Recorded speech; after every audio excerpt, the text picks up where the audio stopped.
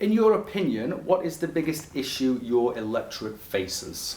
The biggest issue right now is the response to COVID. So that's left a huge wake in its place in terms of jobs, housing, in terms of tourism, in terms of a whole health, education. All of those things now have been upset through COVID. So I think the one biggest issue here in the Waiariki is about recovery. So the Māori Party is dedicated to ensuring that Māori are part of that recovery, and we're not going back to a pre-COVID world where Māori were so disproportionately left behind and marginalised, is that we will not accept that. So we've got a policy out there that asks for 25% of the COVID response a recovery fund, which is worth $20 billion. That means $5 billion goes to, that's 25% goes to Māori for a Māori recovery over the next 2 years. That's 25% of all contracts go to Māori businesses and Māori contractors. That's 25% of any board that has, or any committee that is created to find solutions about COVID-19, 25% of those are Māori. So we are not prepared to go back to a pre-COVID world. Post-COVID world looks very different for us, and we're going to make sure that that happens. Jobs, undoubtedly.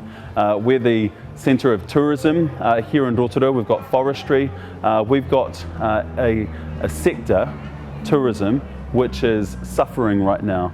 With the closure of our borders, businesses are having to make the decision about hibernating or just closing and cutting their losses. So there are really uncertain times at the moment. We've had a good investment into our tourism sector. Just this weekend gone, our Minister of Tourism was here in Rotorua announcing $400 million into the tourism industry and into those businesses to help them to survive.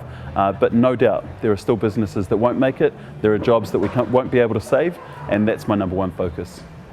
Well, I think after COVID, right throughout New Zealand, we're facing the same things, and here in Rotorua, of course, the tourism has come to a halt because we don't have international travellers anymore.